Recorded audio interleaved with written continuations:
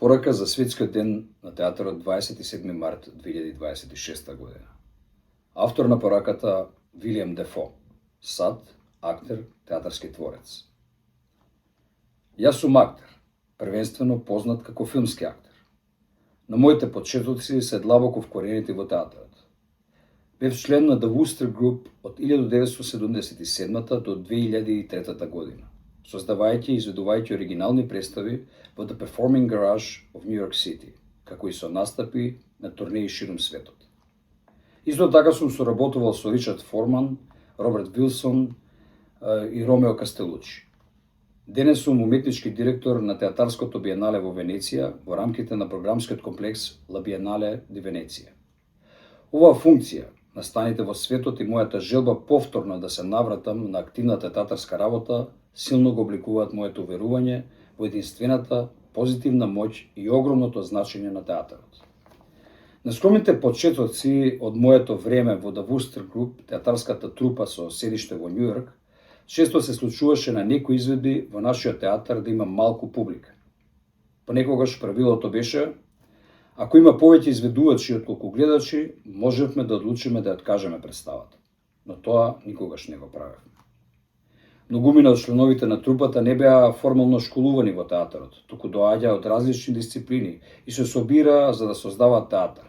Оттука изреката, представата, шоуто мора да продолжи.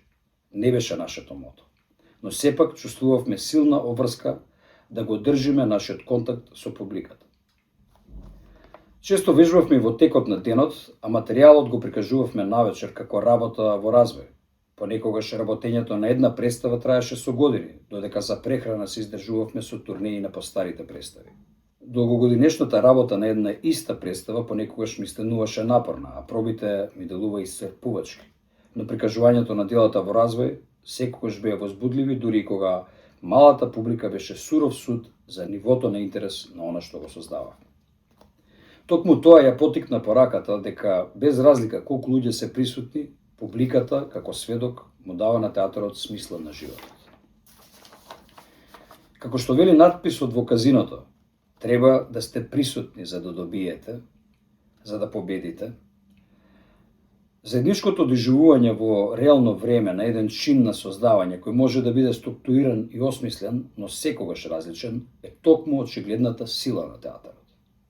Социјално и политички, театарот никогаш не бил толку важен и витален за нашето разбирање на самите себе си и на светот.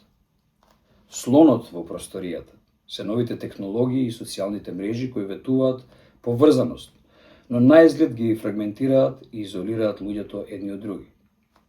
Јас го користам својот компјутер секојдневно, иако немам профил на социјални мрежи. Дури сум се гуглал себе си како актер и сум користел вештачка интелигенција за информации. Но треба да си слеп за да не забележиш дека човечкиот контакт е во ризик.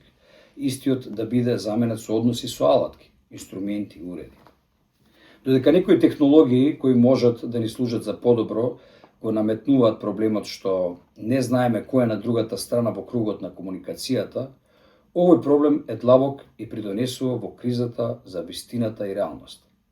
Интернетот може би поставува прашања, но многу ретко создава чувство на чудо, кое театарот го буди. Тоа чудо се темели на внимание, ангажман и спонтано заедништво на оние присутни во кругот на акција и реакција. Како актер и театарски практичар, верувам во силата на театарот. Во свет што се чини се повеќе антагонистичен, контролирачки и насилен, нашиот предизвик како творци на театар е да избегнеме корупција на театарот и да го спречиме убедувањето дека театарот е комерцијален бизнис посветен на забава и разонода, или дека театарот е само сув институционален чувар на традиции, туку да ја поттикнеме неговата моќ да поврзува луѓе, заедници, култури и пред се да поставува прашања за тоа каде се движиме. Големиот театар го предизвикува нашето размислување и не поттикнува да замислиме кон што се стремиме. Ние сме социјални суштества, биолошки создадени за ангажмани со светот. Секој сетилен орган е порта за средба и преку тие средби постигнуваме подлабока дефиниција за тоа кои сме. Преку раскажување приказни, со естетика, јазик, движење, сценографија, театарот како целосна уметничка форма може да ни покаже Што некогаш бил, што е и каков би можел да биде нашиот свет. Превод од англиски на македонски јазик, докторка Иванка Апостолова Баскар.